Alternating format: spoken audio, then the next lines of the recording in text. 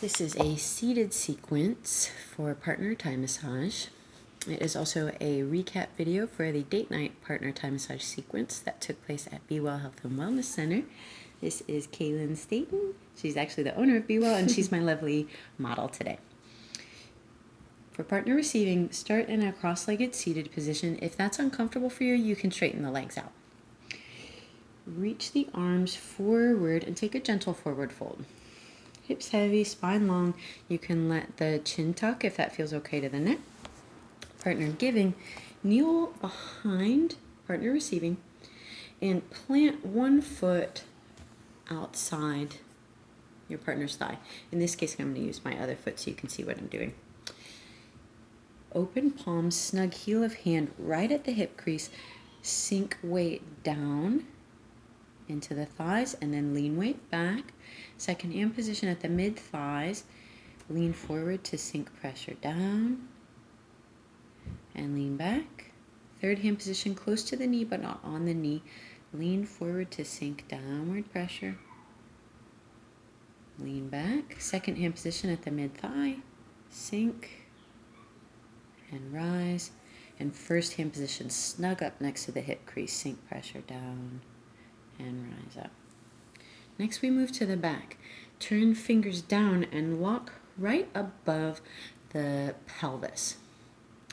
Turn one hand out at a diagonal angle. We're going to go through a series of compressions, lengthening the skin on the back and applying slight downward pressure, but not really heavy downward pressure. So start grounding. I'm going to turn my right hand up and out. Compress at the low back, lean forward, lean back. Mid-back, lengthen these two palm prints away from one another and lean back. Third hand position, right on the inside of the shoulder blade. Lengthen and release. Second hand position at the mid-back, lengthen at a diagonal angle and release. And then first hand position at the low back and release. Root both hands down and then go to the other side. Left hand turns out. Compress at the low back, lengthen and release. Mid back, lengthen and release.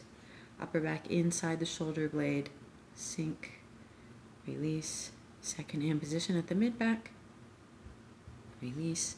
And first hand position at the low back, release.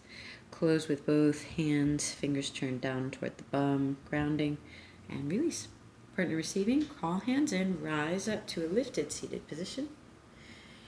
Interlace your fingers and bring your hands behind your head. There we go. Partner giving.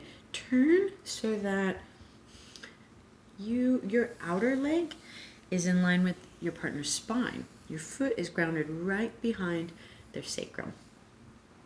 I'm going to widen my feet and turn hips and shoulders toward my partner. Assist hands to the outer elbows, close the elbows in.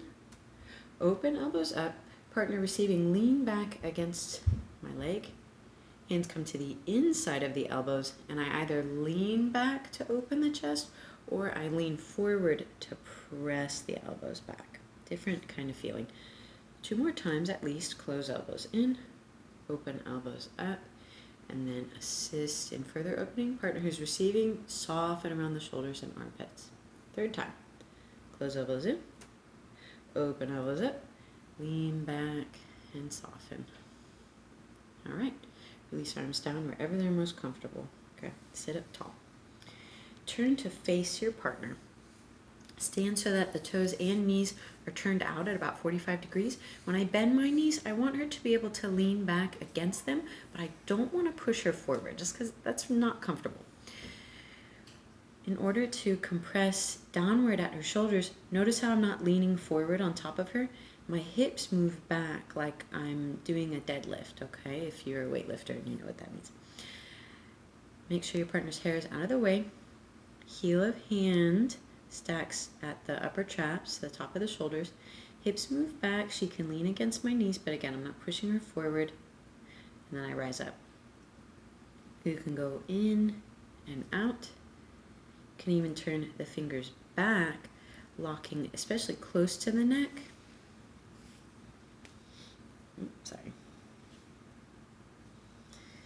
And that gives it a nice feeling of the shoulders melting down and back. We're going to move with a contraction stretch cycle here. Partner giving, you offer some resistance, and then in between the contraction and the stretch, which is what we've already done, you let them release first, okay? And I'll show you what I mean by that. So Kaylin, shrug your shoulders up into my hands. Shrug, shrug, shrug. Release. I give her that moment, and then I guide down. Okay? Hands move out. Shrug your shoulders up. Shrug, shrug, shrug, shrug, shrug. Release. Let her release, and then guide down. One more time. Back in, closer to the neck. Shrug, shrug, shrug, shrug, shrug. And release. Good job. All right, let's turn toward the camera a little bit more.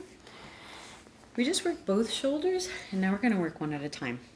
I'm going to come to a kneeling position because I can pretty much stack my shoulder over hers. But if you can't, then tuck the back toes. There they are. Tuck the back toes, lift the back knee, and drop the back heel in, kind of like a warrior one stance, if you're familiar with that. Make sure your partner's hair's out of the way. My left hand is going to ground on her left shoulder because I'm not working on that one.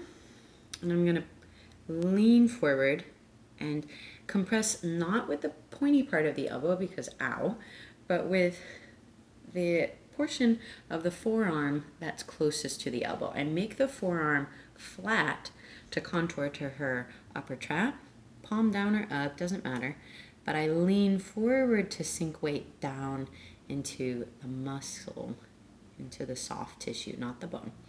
And notice how I'm compressing in toward the neck and out toward the shoulder, but not really on the bone. And if your partner is strong like Kaylin is, you'll find some pretty dense muscular tissue here that you could just lock and sink into. It feels so good. To add a little something extra, you can bring the opposite arm to the same side of the neck and either interlace the fingers or just kind of connect the hands in some way. And then I lock and sink into the first forearm. Make sure your hair's out of the way here. And then, so I lock and sink and then add a little stretch with the other forearm. So I can move the first forearm, lock and sink down. And then the second forearm can guide a stretch. You can even guide the chin kind of downward and forward. We're adding dimension here. So I can move out. I just switched to my hand because, I don't know, I felt like I didn't need the forearm to do it. Feel free to get creative. Work with what works for your body and your partner's body. Ooh.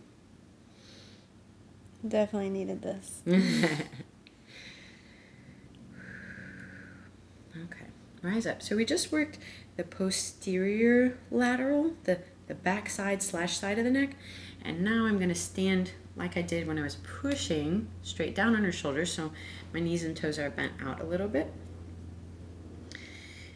I'm going to assist in turning Kaylin's head to the side and then let her lean back either against my hip or my low belly, depending upon the height differential.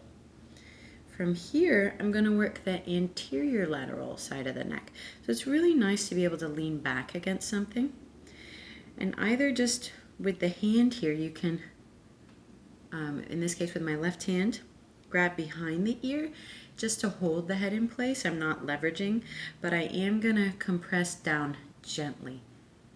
The front / side of the neck is really sensitive, so it doesn't take a lot here. We're not trying to leverage a strong release. We're just trying to stretch and introduce some sensation so those muscles can figure out how to let go on their own. We can drag, we can make prints with the hands, that's what you can imagine, all the way down to the collarbone and then out to the shoulder. And then we can turn to the other side. I'm going to be nice to Kaylin today. Usually I don't demo both sides, but either kneeling or tuck the back toes, lift the back knee, compress, maybe hand to opposite shoulder, or leverage a stretch with the opposite forearm or hand. And you can lock and sink and just hold there. Make sure you're sustainable in your own stance.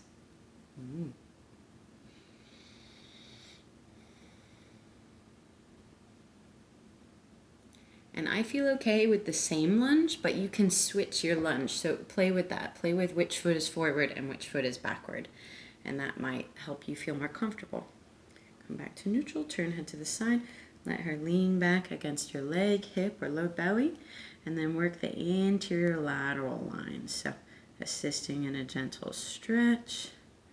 Maybe making fingerprints or thumbprints down the side of the neck. We're working the scalenes and the SCM, if you're familiar with those muscles, all the way down to the collarbones. Nice. Ooh. Yes, you get strong upper traps. All right, let's come back to center. And we closed with a face down technique. So come to, just on your belly, face down on the ground. Begin kneeling, framing your partner's head. Use heels of hands. Drop my hips toward the heels.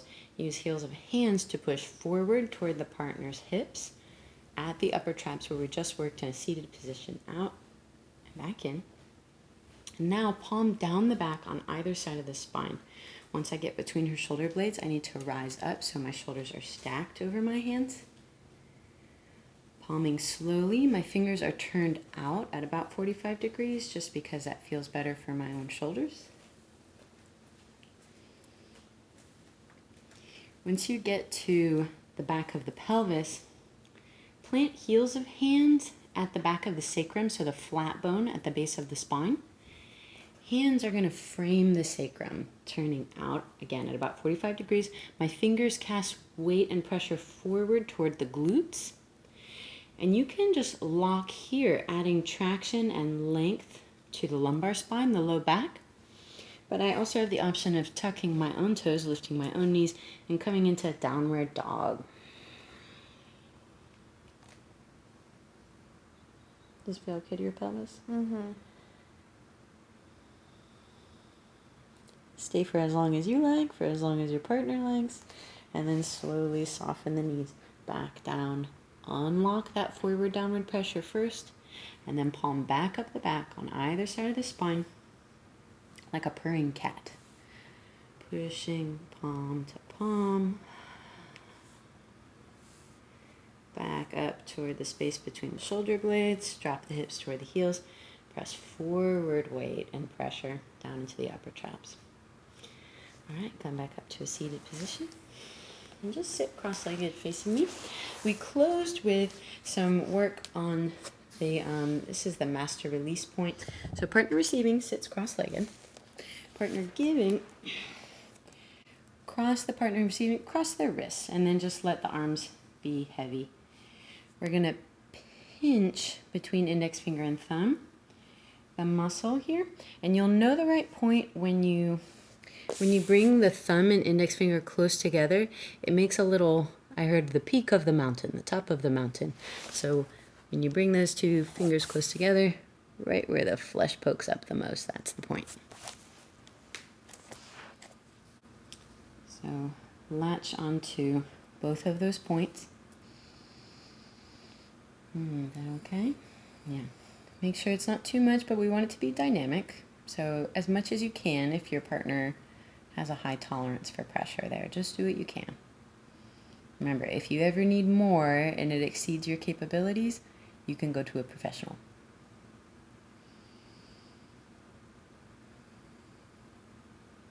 We're just breathing and relaxing together.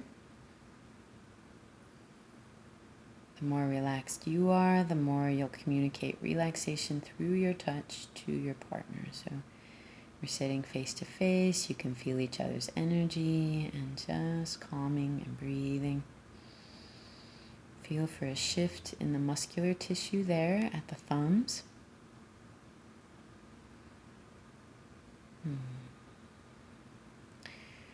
Slowly release and then give a squeeze of this side of the hand in between your forefingers and the heel of your own hand on both sides. So just a gentle squeeze to smooth that out. And notice how the thumb, if you trace that energy line up to the forearm, to the shoulder, you'll go all the way up to the jaw and to the head. So that's why it's a headache point and a release point. If you're somewhat comparable in height, then you can just scoot forward and kind of like stack your own knees on the inside of your partner's knees. If you are much shorter than your partner, then come to a perched position, and then you can rest your knees at their inner thighs. Caitlin and I are about the same height though, so he's a little bit taller than me. So we can just sit face to face. I'm gonna rest the pinky side of my palm at her upper trap where it meets her neck. And then I'm gonna use my thumbs to squeeze her jaw muscles. So my other fingers are supporting the back of her neck, helping maintain length there. And then my thumbs are squeezing at equal measure. So this isn't much effort on my part, but I'm just tracing around from right below the cheekbones forward. But you'll feel where it goes from that strong jaw muscle to soft cheeks. So you don't need to push there into the teeth, for instance. We're just pushing into the strong masseter jaw muscle. And you can just make thumbprints, or if you find a spot, there's like a divot kind of at the sides, you can latch on there and just relax and wait for the muscle to soften, or keep moving around. We can come up to the temples and give some circles there. You can drag across the forehead from the third eye out to the hairline. And that's all. You can give your partner a hug. You're welcome. And that is our recap video. Thanks for watching.